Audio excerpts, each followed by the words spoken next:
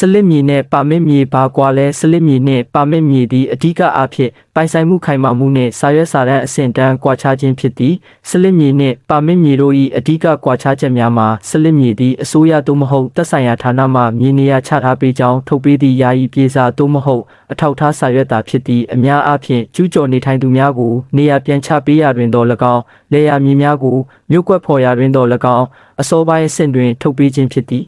ပါမစ်အဆင့်သို့မရောက်သေးသည့်အတွက်ပိုင်ဆိုင်မှုတွင်ပါမစ်ထက်ပို၍အားနည်းသည်ဟုယူဆကြသည်ပါမစ်မြေဆိုသည်မှာစလစ်အဆင့်ပြီးနောက်သက်ဆိုင်ရာမြို့ပြနှင့်အိမ်ယာဖွံ့ဖြိုးရေးဦးစီးဌာနအိုးအိမ်သို့မဟုတ်စီပင်မှထုတ်ပေးသည့်မြေချပါမစ်စာရွက်စာတမ်းအပြည့်အစုံရှိသောမြေအမျိုးအစားဖြစ်သည်နေထိုင်ခွင့်နှင့်အိမ်ဆောက်လုပ်ခွင့်ကိုပုံမခိုင်မာစွာအတိအမှတ်ပြုထားပြီးနောက်ပိုင်းတွင်ဂရန်လျှောက်ထား၍ရနိုင်သောအခြေအနေရှိသည်အယောင်းဝယ်ပြုလုပ်ရာတွင်ပါမစ်အမည်ပေါက်သူထံမှအဆက်စာချုပ်များဖြင့်ဝယ်ယူလေးရှိပြီးစလစ်မြေထက်ပိုင်ဆိုင်မှုပိုမိုစိတ်ချရသည်အနှစ်ချုပ်ကွာခြားချက်တွေမှာပါမစ်မြေသည်စလစ်မြေထက်အဆင့်မြင့်ပြီးပိုင်ခိုင်မာမှုတွင်ပိုမိုအားကောင်းတော်လဲနှစ်မျိုးလုံးမှာဂရန်မြေကဲ့သို့အမည်ပေါက်တရားဝင်မှတ်ပုံတင်စာချုပ်ချုပ်ဆိုနိုင်သည့်အဆင့်မဟုတ်သေးပဲအရက်ကတိစာချုပ်များဖြင့်သာအဓိကအယောင်းအဝယ်ပြုလုပ်ကြသည်မြည်သည့်မြေအမျိုးအစားကိုဝယ်ယူသည်ဖြစ်စေသက်ဆိုင်ရာမြေစည်းရင်းဌာနများတွင်စာရွက်စာတမ်းအစစ်အမှန်ဟုတ်မဟုတ်နှင့်မြေနေရာမှန်မမှန်ကိုတေချာစွာစစ်ဆေးရန်လိုအပ်ပါသည်